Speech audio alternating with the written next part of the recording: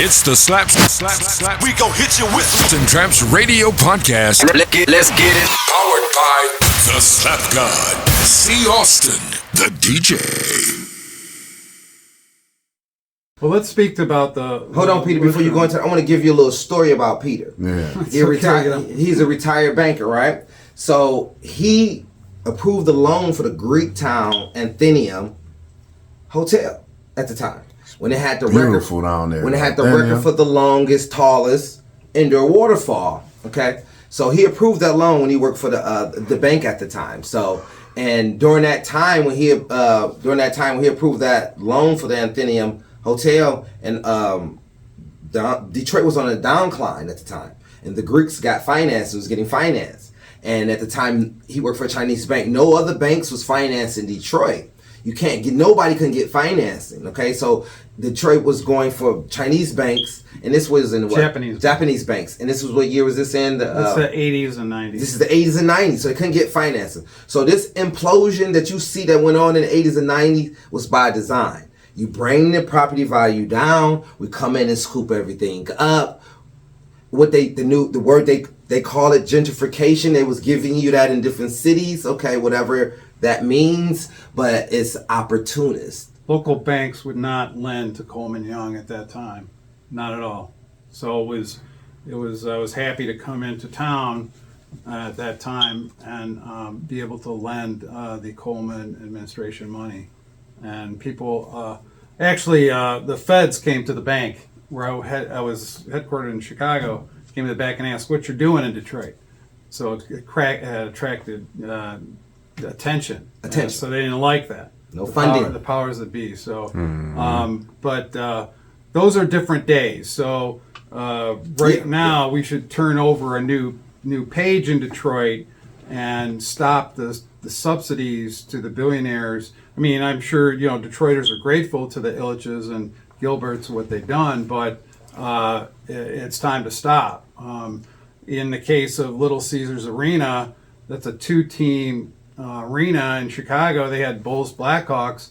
There was no $100 million of city subsidy there, and only except for maybe some roads and sewer, but the main buildings were paid for by the private sector, and that stadium is very, very successful, generating tremendous amount of money. They paid off their loans early. Now we have heavy subsidies that went into Little Caesars, and you have 2 teams, so they got the benefit of both on that one. Mm-hmm. And then now you have the latest one is the Gilbert Tower, so you have subsidies on that one, and then all that did was shift the tenant. What is it? GM has moved out of Renaissance.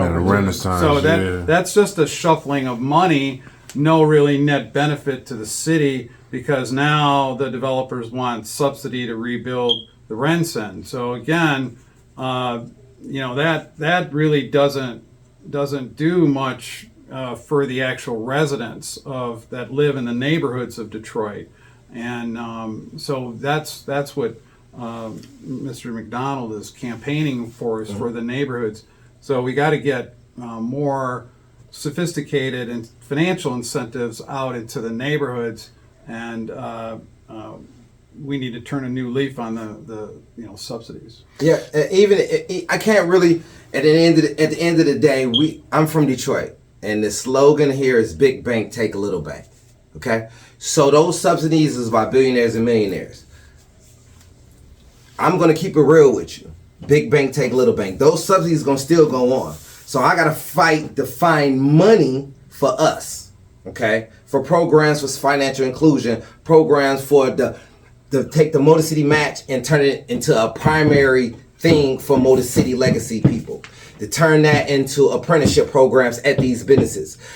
All the money that you've seen go into a black business for the Motor City match program, those people are going to help everybody else make more money and find businesses in the program. Land Bank is doing a big 30,000 block party to sell property, and that's on, I think that's the 14th or the 16th, okay? And they're gonna dump 30,000 lots, all right? And one day, party, music, fun, all right? It's going to be from 11 that morning to 2. I'm going to get the actual date and time. Go to my Instagram. The link will be at the bottom. And that's coming up. That's like coming up next week. They're going to dump all these lots, okay? They're going to liquidate all this stuff before Detroiters realize what's going on. Before they even had neighbor lot program where you can get it from $100. Before Detroiters found out about it, it went up to $250. Now it's $500. Now, that should have been They make it difficult. They make it difficult. But that should have been on the billboard throughout the city of Detroit. Just how they put billboards and telling you don't flush grease down the drain. They tell you the city things about ordinance and parking downtown and whatnot. Antoine, I hate to interrupt you, but let me stop you right there because you're doing great, man. That just brings me to my next question. Speaking of that, how do we get this message out to the people? I mean, of course, we could go on campaigns, yada, yada, yada, but how do we get this message to our people so they understand how serious this is? The severity of this is serious. Now, you speak of those lots. Now, G tried to get one of those lots. It's funny you should speak on that. When I tell you they made it so difficult for him and they still ended up selling a lot. So the person behind him wasn't on the block nowhere long as he had. He had his taxes up to date, everything. He went and paid his because they said you had to have the taxes up to date. He made sure he followed all proper protocol. You know what I'm saying? Got in line early before didn't nobody even know about the bidding or nothing, and they still played them. So my question to you guys is, how do we get this message out to the people so we can prevent this type of foolishness in the future, or can we prevent it? They gotta sleep. Their job is to keep Detroiters sleep. If you have only 10% show up to vote, they can do anything. They can go build a house for $600,000 right across from your grandma's house that's been there forever, and you trying to figure out like how they do that, okay? Because you sleep. They're gonna make sure you sleep. They're gonna make sure dispensaries on every corner. They're gonna make sure liquor stores on every corner. They're gonna make sure you got a job. Try to make you comfortable in your environment. They're gonna make sure the billionaires come in and provide a job for you to be a servant, for you to be a consumer. I go downtown throughout the week with my kids. I go downtown throughout the week with my significant other, and I see the other ethnic groups enjoying downtown while the Detroiters are servants. They are servants. They don't get a chance to enjoy their downtown. They are servants. Not to mention the struggle is still very real. So how we're gonna get the messages is leveraging this platform, social media. They're gonna pump fear into you. I was just on Todd Perkins' page, he's running for mayor with me. He's on the ballot. He can't speak in the mayor debates with the other campaigns. Why? Because the special interest groups, those millionaires and billionaires, bought those other candidates. They bought them. They bought and sold. Okay? So Perkins, he's a lawyer. You can't really buy him. He's for the people. He's a criminal lawyer. Okay? He represented me. Okay? So as far as a criminal lawyer and seeing the criminal things in Detroit, and you realize it's not criminal, it's poverty. It's the crack kids from the 80s. They grown now. It's mental. It's finance. It's lack of father in the home. It's family broke up. Right now, you got 4 in 10 children that have an incarcerated parent in Detroit. Yeah. So say that again. 4 in 10. Stat came out just this week. 4 in 10 children in Detroit have an incarcerated parent. So that's a large percentage, and so they're not getting proper, family interaction, family unit, family guidance, mentorship, and so that's out proper there. Resources out there, and people think that the new generation, well, some of these things have already been resolved, but no, they're not resolved, and they're still there. And now we're in the building authority has torn down so much valuable housing. Okay, some windows were missing or such like that.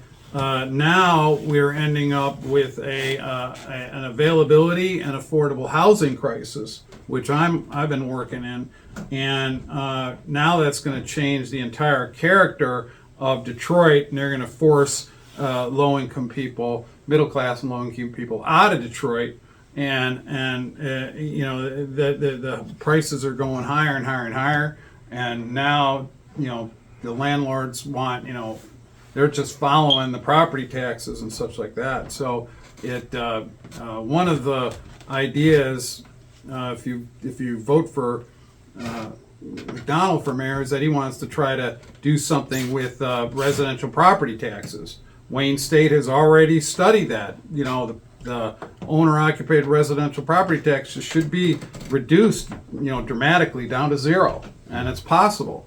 And DTE, man, that DTE is out of control, DTE, man. yes. Well, at the end of the day, I can raise the taxes at a city level to make them pay the lean pressure on you guys. But you guys gonna have the city of Detroit gonna have to pick up their picket signs. They're gonna pick up there and go down to DT and boycott the headquarters. It's the Slapz. We gon' hit you with And Trapz Radio Podcast. Let's get it. Powered by the Slap God. C. Austin, the DJ.